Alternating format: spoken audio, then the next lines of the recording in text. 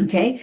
And if we would have a school system that started to teach kids, okay, how to be energetic beings that are able to listen, yeah, be still and listen to their hearts, listen to feel and perceive energy, right? Just imagine, just imagine how differently they would communicate with each other.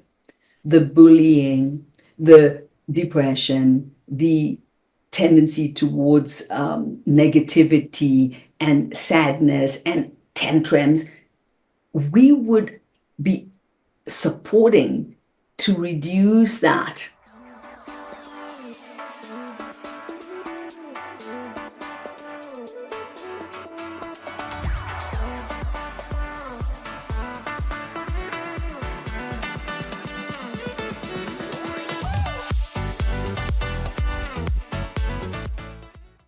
Hello, gorgeous. Today, I really want to deep dive what I call energetics education, right? And I'm super passionate about this. And I honestly wish that I would have had the opportunity to have this type of education because it is really going to make a huge difference if we are able to get as many kids as possible, starting from a young age, into understanding that they're not just talking heads, right? We use our mind, and education has been we've been told that that's the most important thing, right? What you think, what you study, whether you study geography, math, science, right? Being able to read and write, that is like the ultimate level of education that you can get. And I'm here to ring an alarm bell today. Yes, in my red dress. Okay. I'm ringing the alarm bell for us to start questioning, is that really the truth about education, right? Teaching kids to study math, science, geography, biology, all of that stuff. Now, I do believe that there are different types of education. There are different types of talent that can be inspired and empowered in humans and in individuals, right? That's one thing that separates us from the apes, right? That we have the possibility to do so many things more with our consciousness, with our mind, with even with our physical bodies in some cases, right? Although animals do have a huge amount of talent in their physical capabilities. But as humans, we can climb mountains, we can do all kinds of sports and dance and, create so many things using the physical body. And the reason I'm mentioning this is because it's part of what I want to be talking about today, about the fact that there are different types of talent that can be brought out in humans, in adults. It's never too late to pivot and to go to what is really your calling. Yeah. And I, for example, when I was young, I loved to dance. I loved dancing. Dancing was my go-to place to escape what I call the nightmare of my childhood. That being said, there were some really good things in my childhood, but in general, I did have to put up with quite a lot for a young child. Yeah, including my father deserting me and disappearing out of my life when I was extremely young, and my mom having to grow my sister and I up and not being able to take care of us. And therefore, I had to go and live with my grandmother, right? So these type of things that happen to us, they shape our decisions around what we think we're able to accomplish and achieve, because it's in the early stages of our lives that all the limiting beliefs are really locked into place. Yeah. So often we think that it's later on in our lives that we start to have these limiting beliefs lock in, but it really happens in those first 7 years. They're really crucial to what we build as a world reality and our responses to that world, right? So most of us when we become emotional, when we become angry, when we become all those type of, let's say, negative emotions that have their value, but it's really responding from that inner child that experienced certain things. And therefore we have triggers inside of us that trigger us to respond and act in a certain way. But anyway, I am digressing. Let's get back to the energetics education, the concept of it. So one of the first things that, we need to be thinking about is I want you to imagine a world where when you're in school, you're not just training your mind to keep information or to remember things, right? As in maths, reading, writing, where they give you exams and you have to remember, and that's what's called intelligence, right? We're like the people that have that mind that can, study and become doctors and engineers and accountants, and that's the ultimate intelligence, right? So imagine a world where instead of just getting a mind education, you're also getting a soul and a heart education, right? You are getting solid lessons, yeah? Every day, like you study maths every day, you'd be studying human consciousness. You'd be studying to understand what it means to be human, what it means to be in a physical body, being also a spirit, because there is the body is a container for something else, and at some point that something else leaves the body and continues the journey, right? So if this body is a container for our essence, right, then isn't it important while we're on this planet to stay connected to that essence and to discover what that essence wants to bring into this world as potential, as value, as our true calling? So, I loved dancing when I was a child. It was my go-to place. And had I had the opportunity to continue studying that intensively, right, I probably would have gone down the path of being a professional dancer today. But I didn't get that opportunity because my parents didn't have the finances to finance that. And because also education of the mind was considered way more important, right, than, studying dance or theater or drama or all of that juicy stuff, which just came so naturally to me and which I really, really loved. I'm happy with my path of being a personal growth mentor, an energetics master, and being able to work using my gift, because I do use movement. I do use the art of moving our bodies in order to feel powerful in our bodies. So I've incorporated some of that genius and some of that talent. But imagine if we had in the school system math, science, geography, and then communications, real talent development, meditation, teaching people how to interact with the world as an energetic being, that when you enter into the space, your energy matters. What you speak, the words you speak, yeah, you can speak words that attack and hurt, or you can speak words that lift and elevate.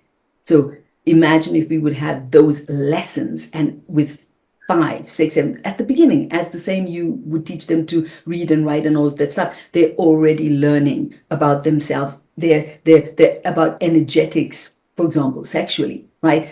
Really understanding themselves and what to do with that energy, right? That sexual energy, which is the root chakra. It is the base. It is the foundation of creation, right? And instead of the shame and the we can't talk about this and let's just talk about it as in reproductive stories, imagine if they would be taught about the energy of that, right? So energetics education is really at the heart of developing ourselves as human, creating a foundation where we can all start connecting together energetically and understanding each other away from our differences, but more in stillness, in love, in seeing, recognizing the divine within yourself and the divine in others and the divine in the world. recognizing your ability to be able to think and bring something from thought into the material world, which is the whole world is made out of thoughts that people thought, right? So this dress that I'm wearing was first a thought in somebody's imagination before it became this beautiful dress that I'm wearing right now. So we have a power here that isn't being taught in schools. And yes, because we think we're teaching them this math, science, geography, all of that stuff, that is using their potential. But not everyone has that type of mind wisdom. There'll be some kids that are going to thrive inside of those environments where they can use their talent. They have that natural talent, mind, studying, and they're really good at school, and when it comes to exams they don't even need to study much. It's all just there. They just able to absorb that. That's their talent. Then you have other kids that have the talent of the body. They're able to do things with their body, whether it's dance or sports or gymnastics or they're able to do and accomplish things that most people just don't have that talent, right? There are some kids where that is the core essence of intelligence, their body intelligence, right? Then there are creators. There are kids that are at home in the creative space. They're able to create. There's, of course, the intellectual creation of writing and maybe writing stories or writing books or writing theater and so forth. And then there's the creativity of painting, of making things with your hands, sewing, knitting, creating things, carpentry, and, bringing forth with hand creativity. So there are all types of intelligences. Okay. And if we would have a school system that started to teach kids, okay, how to be energetic beings that are able to listen, be still and listen to their hearts, listen to feel and perceive energy, right? Just imagine how differently they would communicate with each other. The bullying, the depression, the tendency towards negativity and sadness and tantrums, we would be supporting to reduce that. Now, of course, anger is a normal emotion, and I'm not saying that, we would create these walking, talking, zombies that never get angry. Of course not. We can't escape our human nature, and part of that is animal, right? However, we can support our tenderness, our softness, our lightness, our laughter, our playfulness, our ability to live in the present moment and feel grounded, centered, present, powerful, to be able to know that you're a healer, so you can support healing, to know that your words matter, so you can choose them wisely. So I am excited to be having this conversation with you today. Can't wait to read your comments and to hear what you think about all this. But I feel like I'm putting this body on planet Earth to be an advocate for up-leveling the way what we think about as education, what we think about as intelligence. And I think the adults need to have the enlightenment, the breakthrough, the realization that this needs to change, right? So of course we can teach the kids this, but if they don't have a place to go to and have those same lessons be supported by the adult community, right? Then how should this work? Kids are blueprints. They come in literally like a blank canvas. Did you know that, I think you guys know this, of course, if you put a child with apes in the jungle, he'll think he's an ape. He won't know how to talk. He won't know how to even walk. He will behave like an ape. So we have a blueprint. It's a blank canvas. And so what we imprint is what we will continue to, what we will bring into generation after generation in generation is what we think and believe is what it means to be human, right? So with the education system, I've always heard this: education, most important thing. we need to stop and think about this. Okay. The most important thing is to be a kind, loving, peaceful, respectful, generous human that is in touch with your contribution, what your genius is, what your talent is, what you can bring to the world, right? So in my, let's say movement that I want to create through this podcast, through any means I can, is to start waking adults up, to start having deeper conversations of what we could be teaching kids at a young age. But we have to learn this first, right? So if you're an adult listening to this, the first thing that you need to do is to start understanding, where are you in your energetics education?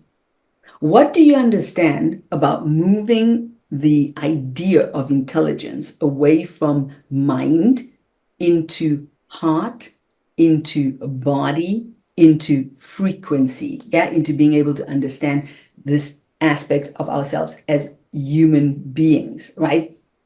Energy up leveled, energy sparked, empowered. So I really want you to start to just take a moment and think about, how much do you know about living the present moment, practicing grounding, practicing centering, practicing opening your mind to the fact that your energy matters, your words matter, right? What you say, what you feel, how you say it matters. Your impact is not just through your ideas. You can have brilliant ideas and what people are going to connect with before even a single word is said. And we know that, I was brought up with the mindset of putting a mask, yes, and everything's fine, and look, I'm lovely, and I believe that, so it's all mask, but inside, behind, there's a harsh critic, judging, criticizing, right? Pointing, blaming, being angry, right? Feeling resentful, not taking into consideration my own actions and how I'm contributing in a particular situation, right? So this self-responsibility, this energetics education in terms of individual responsibility of, what am I actually bringing into the space day by day by day? Yes. When I drop the mask and I really look behind that mask, can I say with all truthful and honesty that I love being on planet Earth? I love being human. I love other humans. I love the world that I'm living in and this game of life that I get to play, because I understand that like this, it could all be over and shoop, I could leave my body. So I'm here to bring light into the world. I'm here to bring joy, playfulness. I'm here to study and understand, achieving maybe things that I haven't yet thought about, because if I can't think it, I can't create it, right? So as adults listening to this, I want to share the three things that I think are important when playing in this field of energetics education, right? So one of them is talent, right? Understanding what your strengths are and being totally okay with that. Totally okay. Like, yeah, instead of comparing with others, oh, she's so talented, he's so talented, oh, they're also talented, right? To be able to really sit in, these are my gifts. Yes, these are my strengths. And instead of focusing and trying to become better at what I'm not good at, I stay focused on mastering the talents that I do have, right? So that is how we're going to show kids that it's okay to be aware that in this area, I'm not so talented. But here, this is where I shine. This is where my superpower is. This is what I can focus on to build my confidence, to build my contribution, to build my value in this world, because I'm really good at this, right? But as adults, we would need to embody that as the first step, right? The other thing is personal development, right? Working on centering, grounding, quietening the mind, understanding that the emotional body is affected by our thoughts, right? So if you think I'm not a good person, I'm depressed, I'm angry, if you think those thoughts, you become those things emotionally. So as adults, can we work on developing insight so that we're operating with more positivity, more lightness, more love, more playfulness?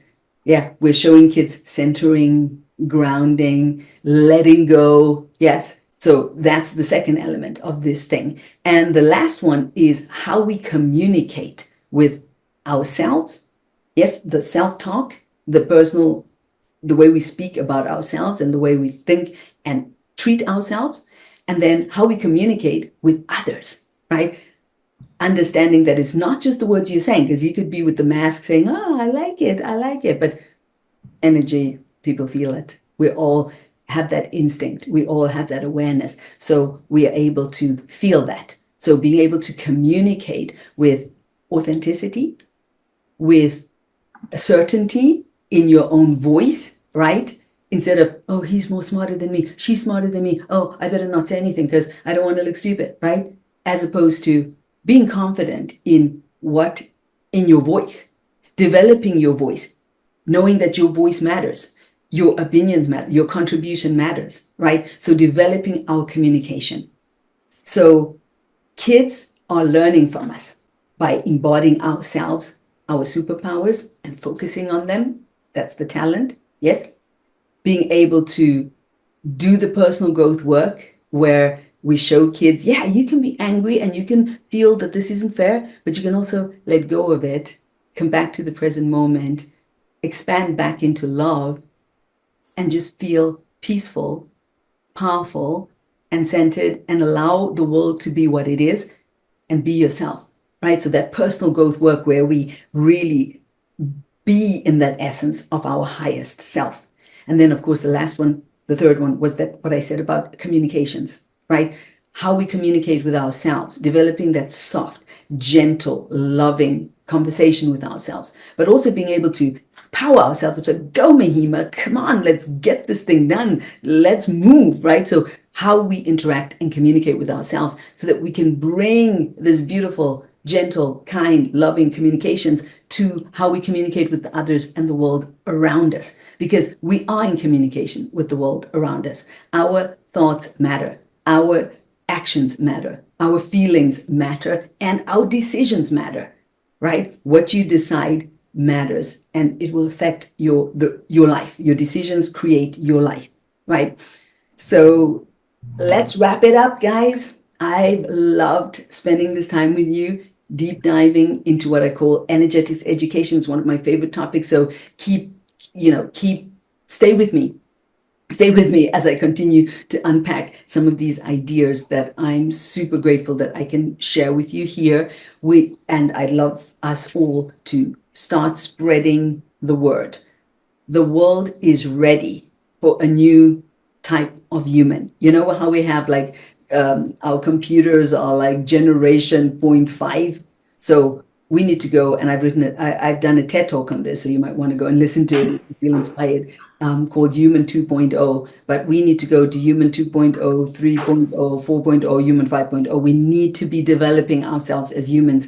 And unfortunately, the education system is just falling flat of being able to develop the necessary essentials that make us way more than we currently are, right? I just really want to encourage you to be the example in the world of this by choosing yourself to get the best energetics education that you can, really learn about yourself as an energetic being, move away from head intelligence and head wisdom, which is beautiful. If you're one of those people who have that talent, happy for you. But let's move the energy down into the heart. Yeah, heart chakra, so that we can start operating from a completely new place.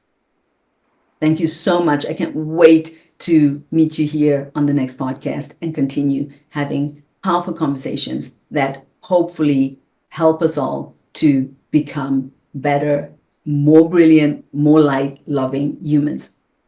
Ciao. Love you and thank you for being here today with me.